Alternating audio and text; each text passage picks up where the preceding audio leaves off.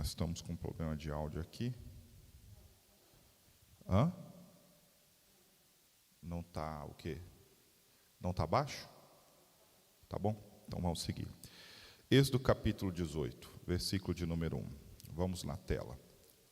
Jetro, sacerdote de Midian, sogro de Moisés, ouviu todas as coisas que Deus tinha feito por meio de Moisés. E por Israel, seu povo, ouviu como o Senhor havia tirado Israel do Egito. Avivamento é isso. As pessoas elas vão ouvir falar.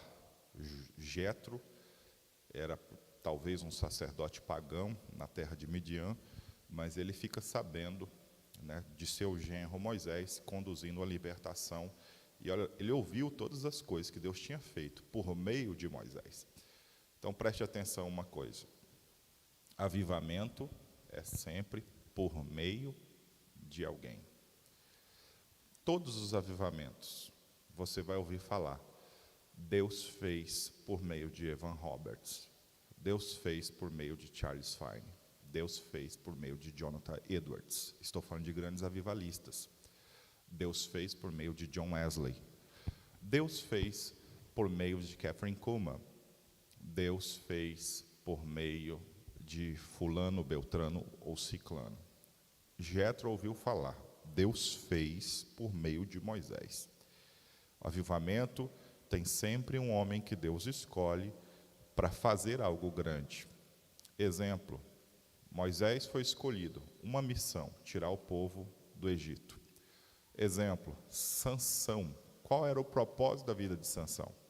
Desde o seu nascimento, um anjo aparece dizendo, você é escolhido para começar a libertar Israel das mãos dos medianitas. Foi o que Sansão fez a vida toda, por isso ele tinha uma força descomunal. Qual era o propósito da vida de Gideão?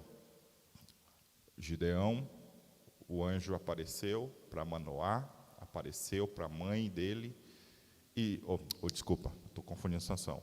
Gideão, o anjo do Senhor aparece para Gideão e disse, o Senhor te escolheu para você libertar Israel da opressão dos...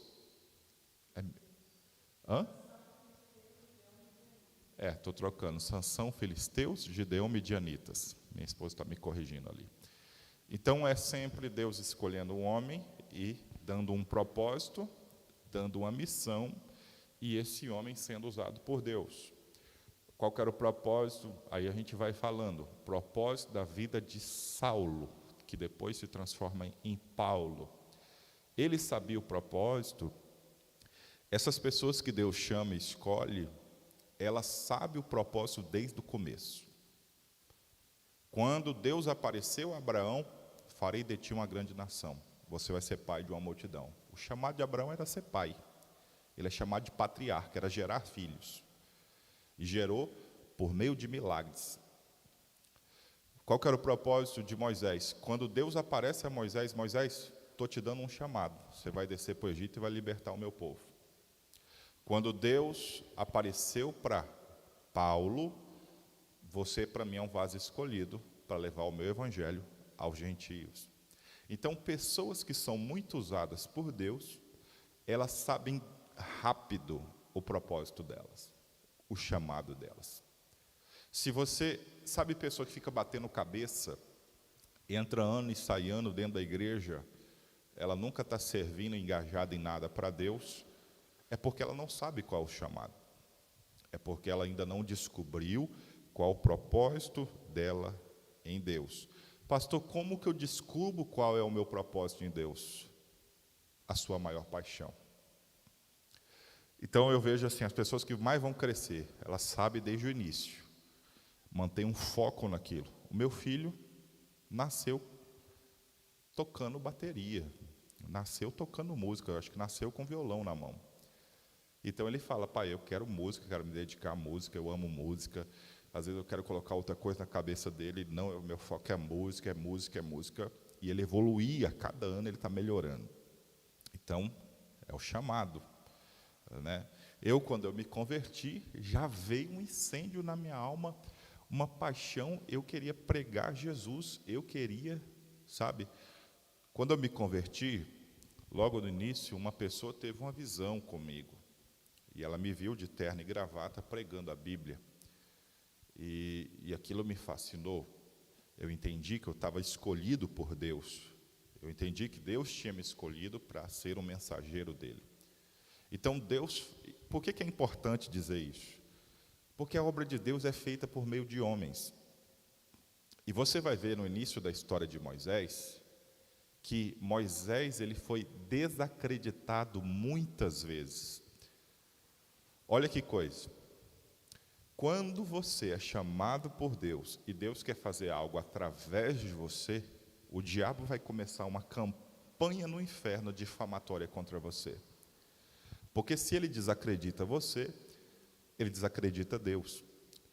Porque você é representante de Deus.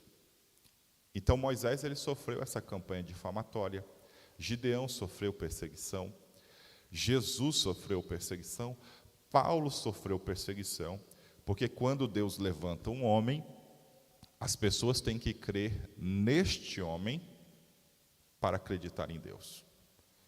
Então Jesus ele fala, a mensagem dele era as pessoas tinham que crer em Deus, mas ele também dizia: crede também em mim. Crede em Deus, crede também em mim. Ou seja, tinha que acreditar em Deus, mas tinha que acreditar no mensageiro de Deus. Então, a obra que Deus vai fazer através de você vai depender do quanto as pessoas vão acreditar em você. Se as pessoas não acreditarem em você, Deus não vai te usar. É por isso que Deus dá instrumentos a Moisés, porque a primeira argumento de Moisés com Deus era: as pessoas não me crerão. Que sinais o Senhor me dá para que as pessoas acreditem em mim? Então Deus usa sinais para dar uma credencial para que a pessoa creia. Se não me engano, é o apóstolo Paulo. Vê para mim, pastora, não sei se é 1 Coríntios 14, 14 ou 2 Coríntios 14, 14. Leia. 1 Coríntios 14, 14 ou 2 Coríntios 14, 14. O apóstolo Paulo fala sobre credenciais também.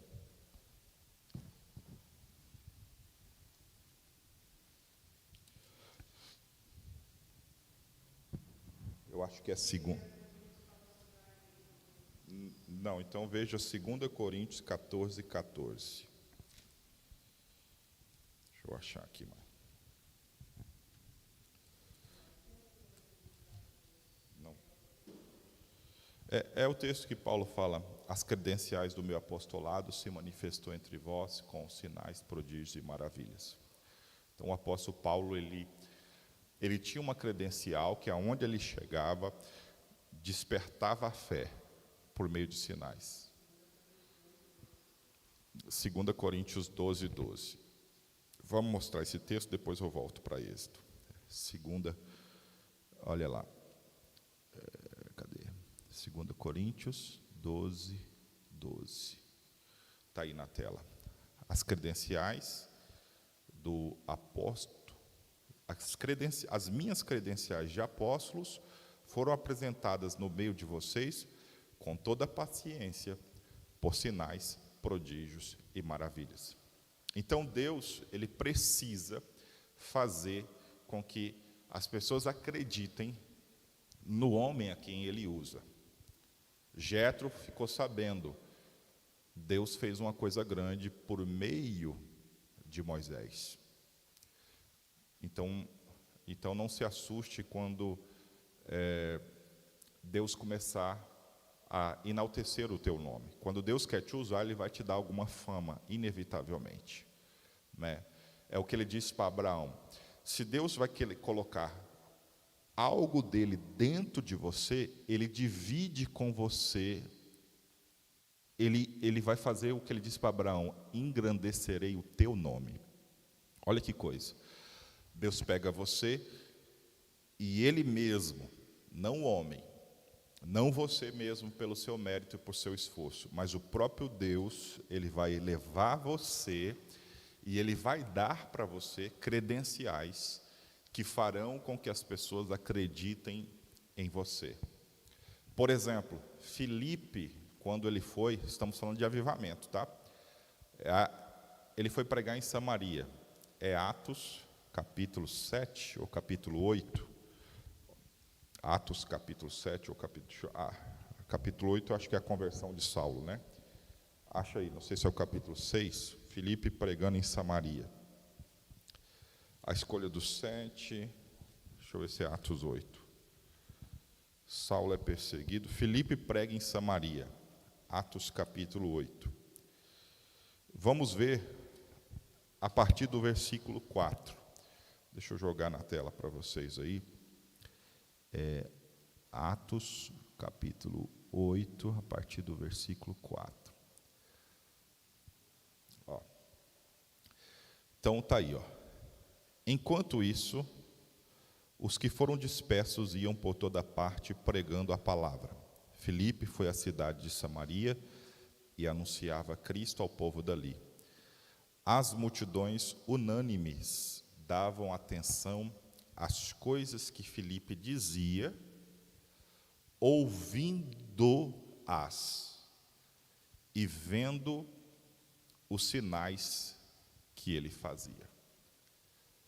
Então a multidão dava uma atenção, ficava assim, ó, ouvindo Filipe com muita atenção, porque via os sinais que ele estava fazendo.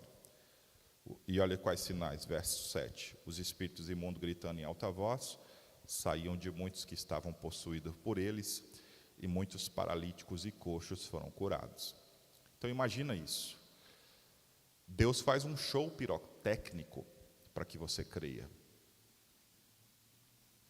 Deus faz uma apresentação, sabe?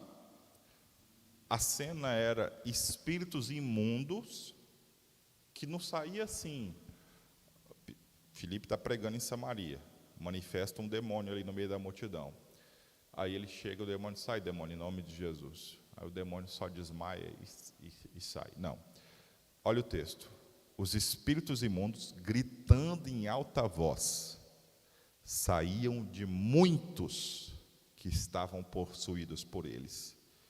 E muitos paralíticos e coxos foram curados.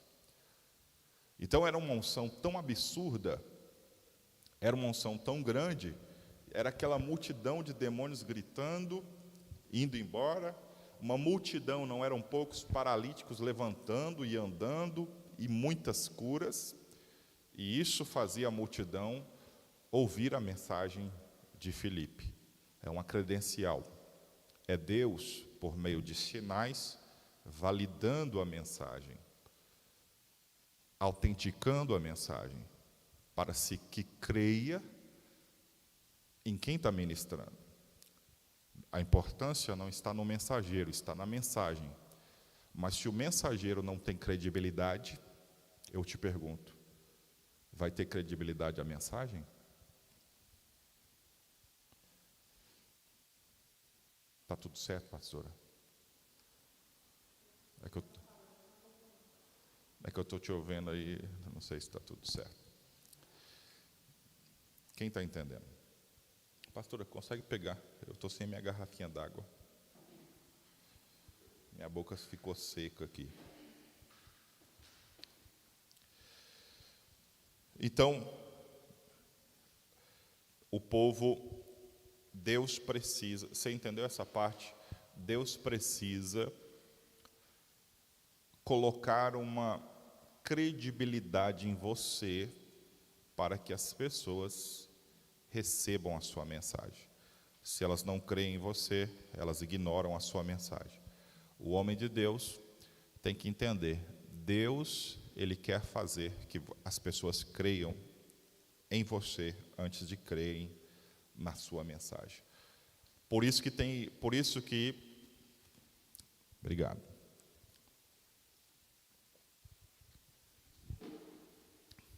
Paulo, quando foi recomendar a escolha de líderes na igreja primitiva, ele disse assim, ó, escolha homens que tenham boa reputação, tanto dentro da igreja quanto fora da igreja. Por quê?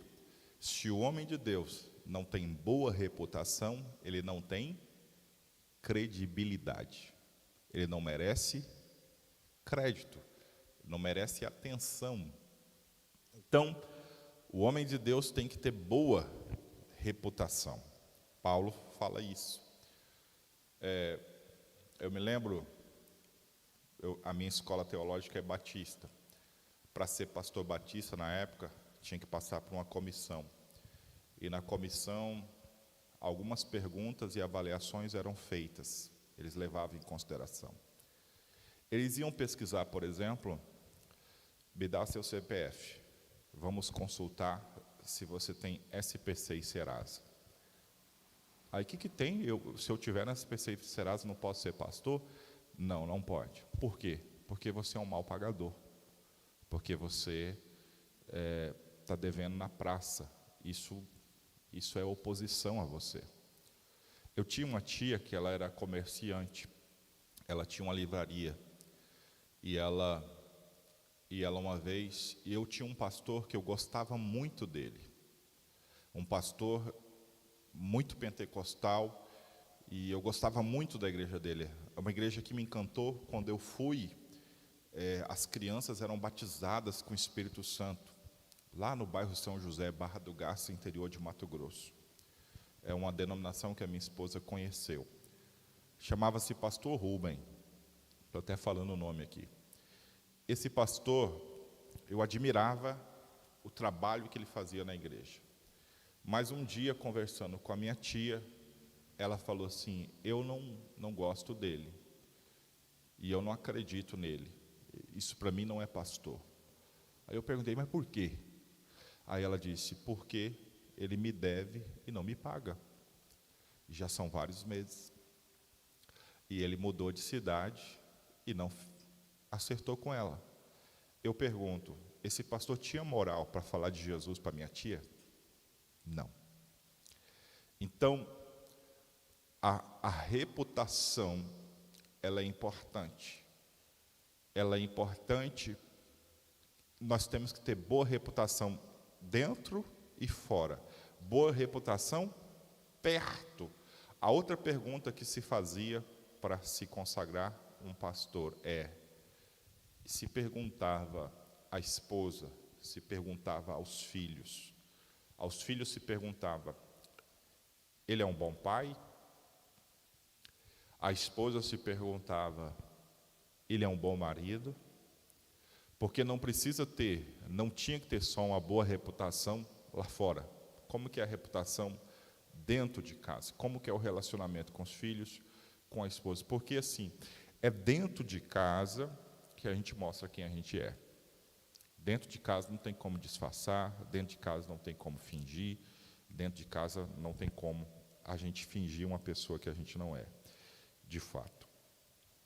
Então, Jetro, ele chega no capítulo 18 e ele fica sabendo das coisas que Deus tinha feito por meio de Moisés. Moisés estava muito famoso quando conduziu o povo para fora do Egito. E continuando, no versículo 2, ele foi até ele, levando consigo Zípora, mulher de Moisés, depois que este a havia enviado até ele, juntamente com os 2 filhos dela. Um dos filhos se chamava Gerson, pois Moisés tinha dito: fui peregrino em terra estranha. O outro se chamava Eliezer, pois Moisés tinha dito: o Deus de meu pai foi a minha ajuda e me livrou da espada de Faraó. Jetro, sogro de Moisés, juntamente com os filhos e a esposa deste, veio a Moisés no deserto, aonde estava acampado, junto ao monte de Deus. Há uma coisa interessante aqui. O capítulo anterior, Moisés estava em Refidim. Em Refidim é conhecido por 2 coisas. O povo está com sede e Deus dá instrução a Moisés para brotar água de uma rocha ferindo. Deus falou, fere a rocha com o cajado. E ali isso vai brotar água para o povo. Depois a batalha contra os amalequitas, foi ali em Refidim. Quando acaba a batalha com os amalequitas, entra o capítulo 18, Jetro, ele chega a Moisés com sua esposa e seus 2 filhos. Isso me diz uma lição. Sabe qual? Quando Moisés estava batalhando, que os amalequitas declararam guerra contra o povo hebreu, olha o que Moisés fez. Mulher, pega as crianças e vai para a casa do seu pai. Porque aqui eu estou numa batalha e eu quero preservar você. Isso me dá um testemunho interior que algumas batalhas no meio de um avivamento atrai batalhas, esse é um outro ponto, tá?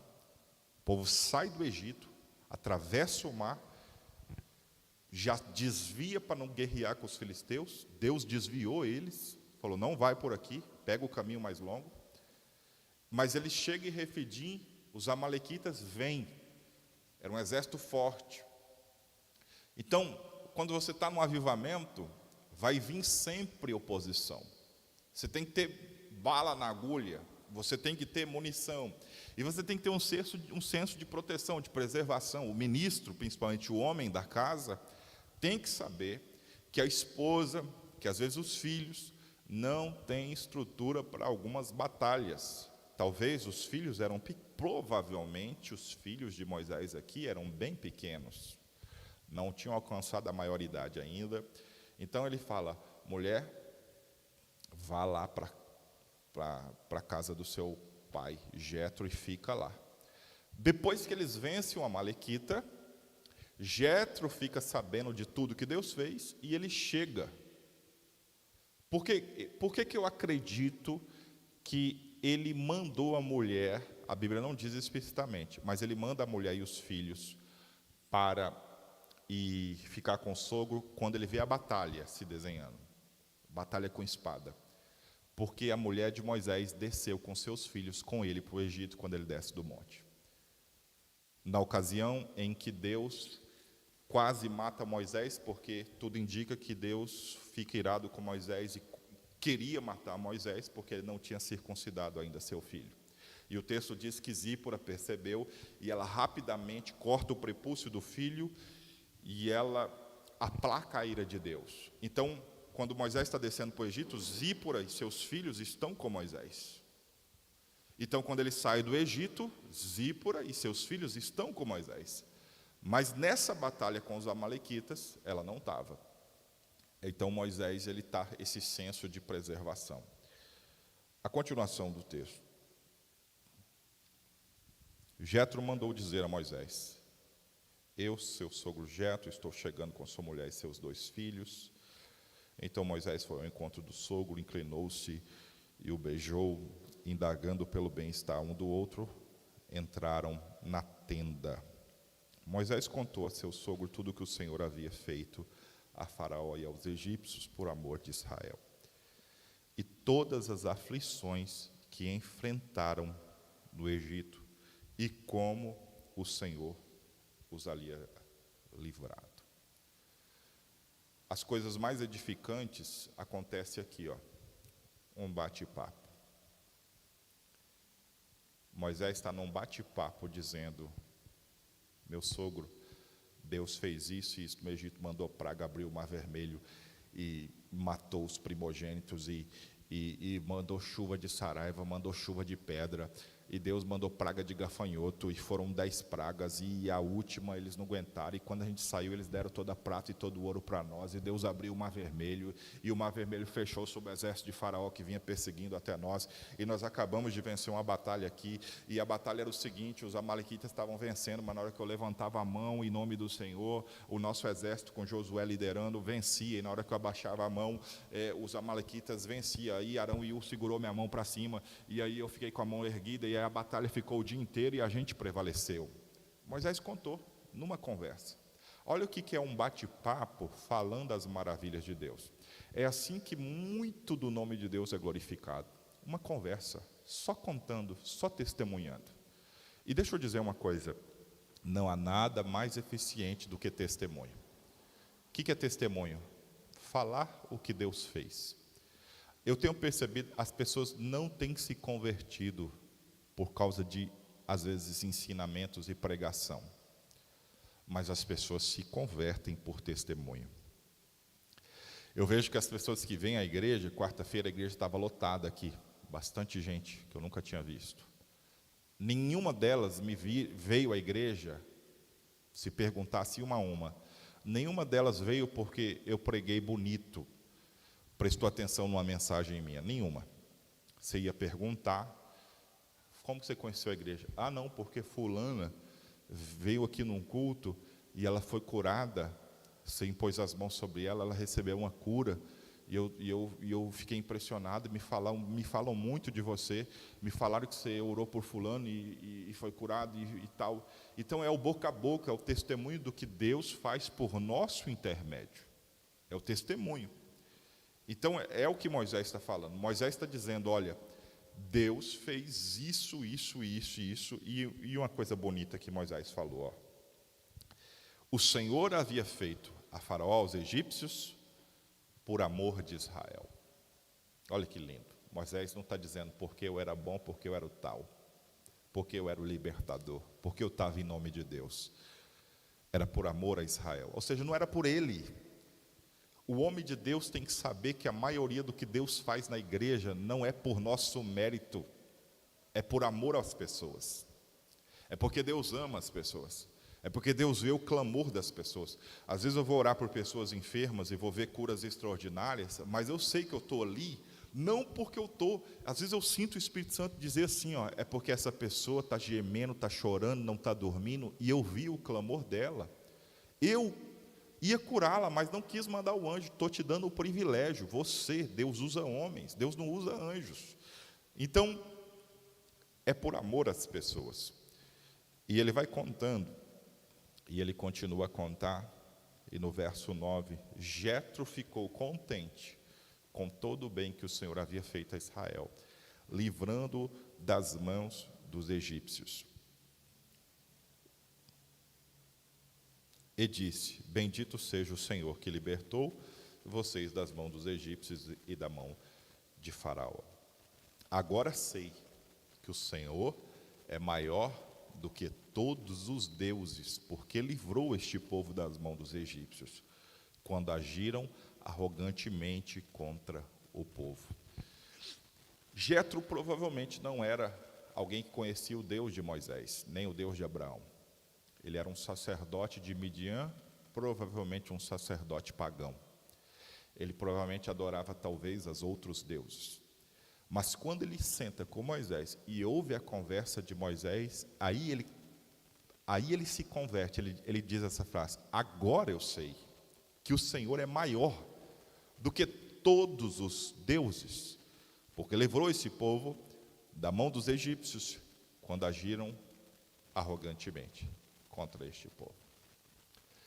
A maioria das coisas, uma pequena conversa falando do que Deus faz, é suficiente para que as pessoas acreditem, testemunhando apenas o que Deus faz. Então Jetro, o sogro de Moisés, ofereceu holocaustos e sacrifícios a Deus. E Arão e todos os anciãos de Israel vieram para comer com o sogro de Moisés na presença de Deus. No dia seguinte, Moisés sentou-se para julgar o povo, e o povo estava em pé diante de Moisés, desde a manhã até o pôr do sol.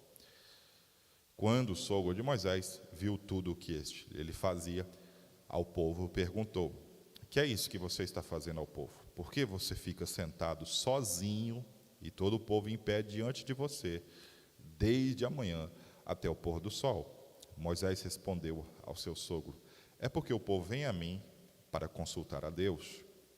Quando eles têm alguma questão, vem a mim para que eu julgue entre um e outro, e eu lhe dou a conhecer os estatutos de Deus e suas leis. O sogro de Moisés, porém, lhe disse, não é bom o que você está fazendo. Com certeza todos ficarão cansados, tanto você como este povo que está com você. Isto é pesado demais para você. Você não pode fazer isso sozinho. Escute agora o que eu vou dizer. Eu aconselharei. E que Deus esteja com você. Represente o povo diante de Deus. Leve as suas causas a Deus. Ensine-lhe os estatutos e as leis e faça com que conheça o caminho que devam andar e a obra que devem fazer. Procure entre o povo homens capazes, tementes a Deus, homens que amam a verdade, odeiam a corrupção. Coloque-os como chefe do povo, chefes de 1000, chefes de 100, chefes de 50, chefes de 10, para que julguem este povo em todo o tempo. Toda causa grave trarão a você, mas toda causa pequena eles mesmos julgarão. Assim será mais fácil para você, e eles o ajudarão a levar essa carga. Se você fizer isso, e se essa for a ordem de Deus, olha que conselho Jetro está dizendo, se você fizer isso, e se esta for a ordem de Deus, então você poderá suportar, e também todo este povo voltará em paz ao seu lugar. Que coisa! Moisés atendeu às palavras de seu sogro e fez tudo o que este lhe tinha dito. Escolheu homens capazes, constituiu chefes 100, 1100, 50 e 10. Que coisa! E esses julgaram o povo em todo o tempo, e a causa mais grave trouxeram Moisés, e toda causa simples eles mesmos julgaram. Então Moisés se despediu de seu sogro, e esse voltou para a sua terra. Avivamento traz muito serviço, avivamento traz muito trabalho. Agora Moisés era líder de uma grande multidão. Depois que ele conversa e janta com seu sogro, no dia seguinte, seu sogro vê Moisés sentar-se de manhã e ficar até de noite, julgando a causa do povo. De manhã chegava, essa vizinha está com uma pedra, matou minha galinha, e não sei o que, e era qualquer litígio entre o povo. Eu quero que vocês entendam que aqui está nascendo a lei, aqui está nascendo juiz, aqui está nascendo advogado, aqui está nascendo um sistema jurídico. Moisés é um estadista. Antes da lei de Moisés, só existia no mundo um código de lei, o código de Hammurabi, só.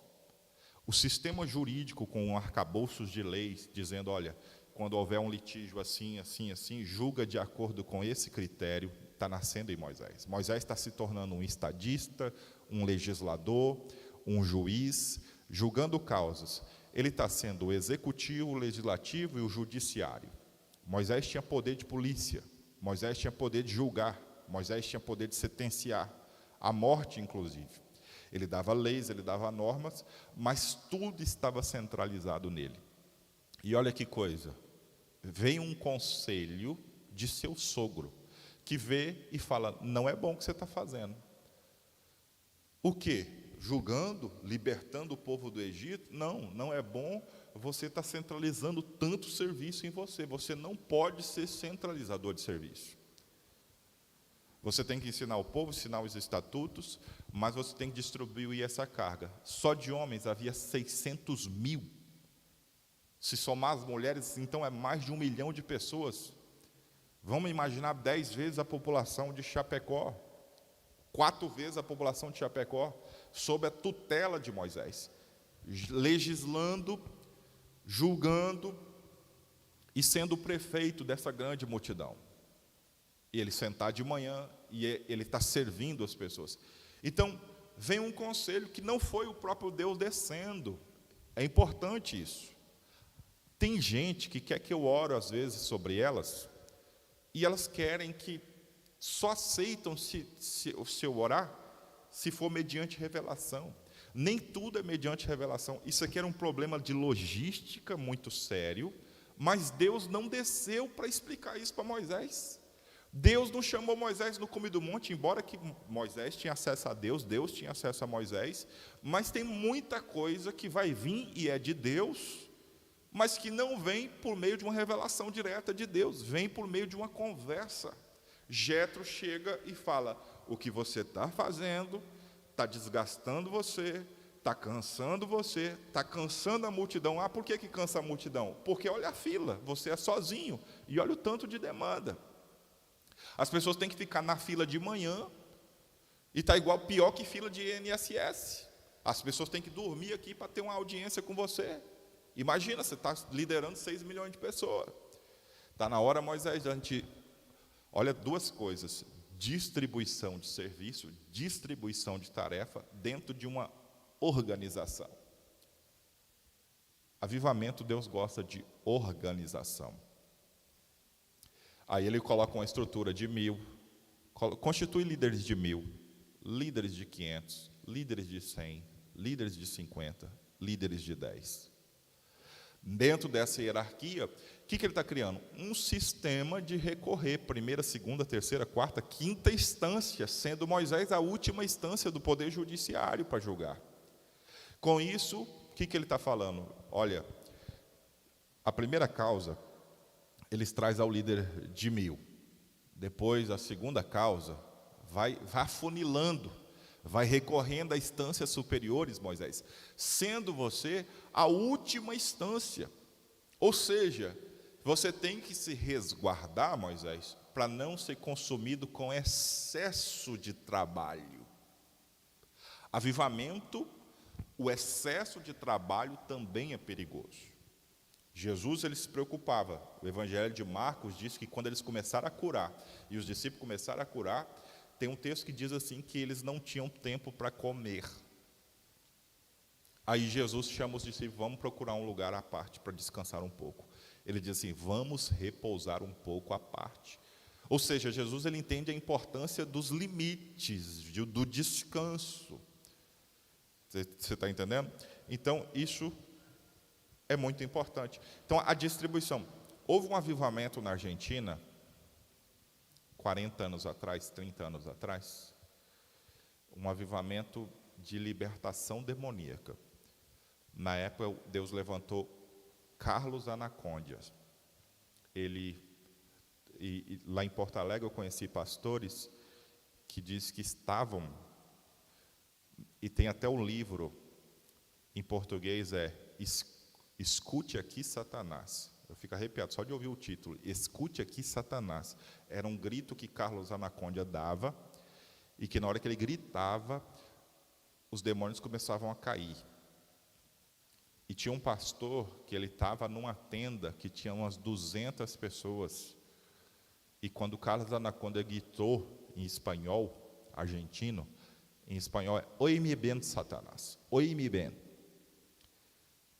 Ele disse que 90% daquele auditório caiu possesso de demônios. 90%. Imagina uma tenda inteira. Carlos Anacondia orando e caindo, manifestando demônio.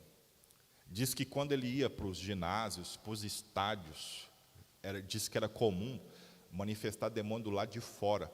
As pessoas que iam para vender, vendedores ambulantes, que eles iam com barraca para vender pipoca, para vender não sei o quê. Quando Carlos Anacondia começava a orar dentro do estádio, caía vendedor de pipoca manifestado lá de fora. E essa unção, na época, ela foi distribuída para os pastores. Olha que coisa tremenda. A unção não fica centralizada numa pessoa só. É um fenômeno que acontece aqui. Eu percebo que Deus me deu uma unção para orar por cura divina, mas vocês ficam perto de mim, vira e mexe, eu ouço um testemunho. Pastor, a Paula esse ano falou: pastor, uma menina estava com dor lá no meu trabalho, eu orei e ela foi curada. Olha que coisa, a unção ela é gradualmente distribuída no meio do povo. E diz que os pastores, no meio daquele avivamento, começaram a expulsar demônios igual. Começou a cair demônio nas casas. E perguntaram para um pastor assim um dia, porque esse avivamento perdurou por anos na Argentina. E alguém falou assim: pastor, me explica, por que esse avivamento não acaba? Não perguntaram para o Carlos Anacondia, perguntaram para um pastor. Qual é o combustível? Qual é a receita, porque esse avivamento continua? E o pastor disse assim: disponibilidade e serviço. Como assim, disponibilidade e serviço? Ele falou assim: nós estamos sempre disponíveis. Não estou entendendo. Como que você está sempre disponível? Ele falou assim, quando o avivamento começou, a gente teve que trabalhar muito mais, porque a demanda começou a ser muito grande, de pessoas endemoniadas, de pessoas precisando de oração. Nos conte um exemplo. Ele falou assim, essa semana, na segunda-feira, o meu telefone tocou, era meia-noite. E o único comando do Espírito é: esteja disponível a toda hora e trabalhe. Meia-noite o telefone tocou. Pastor, manifestou um demônio no fulano, está quebrando a casa toda. O Espírito Santo falou: vai.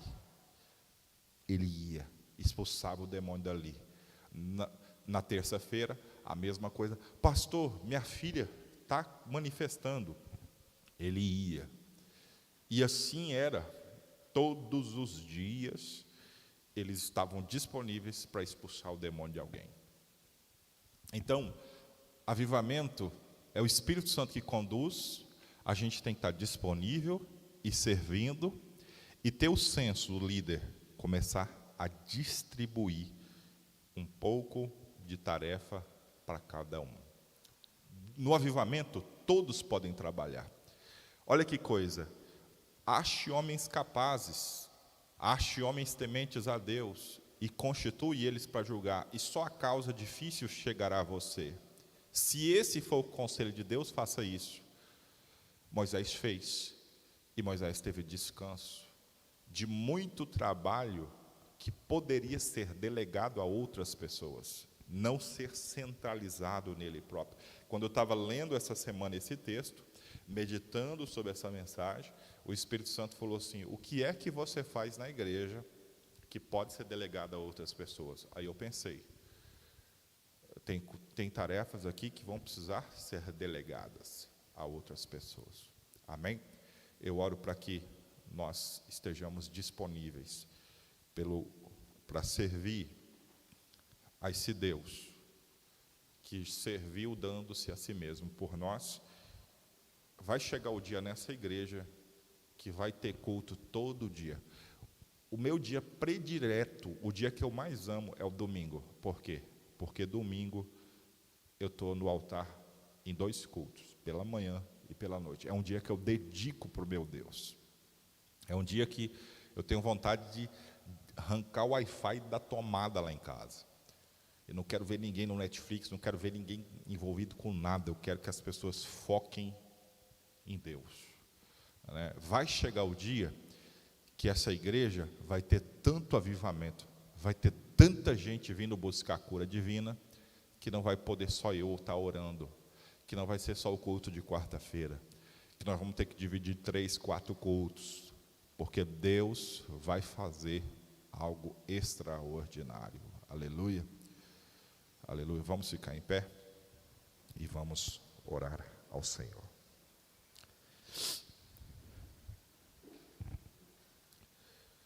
Querido Deus, nós oramos nessa manhã para que o Senhor nos traça e nos faça te servir com alegria. O apóstolo Paulo, ele disse que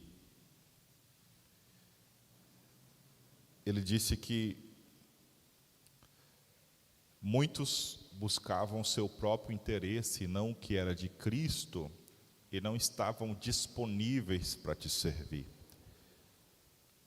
Há uma grande crise de disponibilidade e de serviço. Eu acho que foi Billy Graham que disse o seguinte: o homem que Deus usa é o homem disponível, é o homem que se apresenta e diz: eis-me aqui.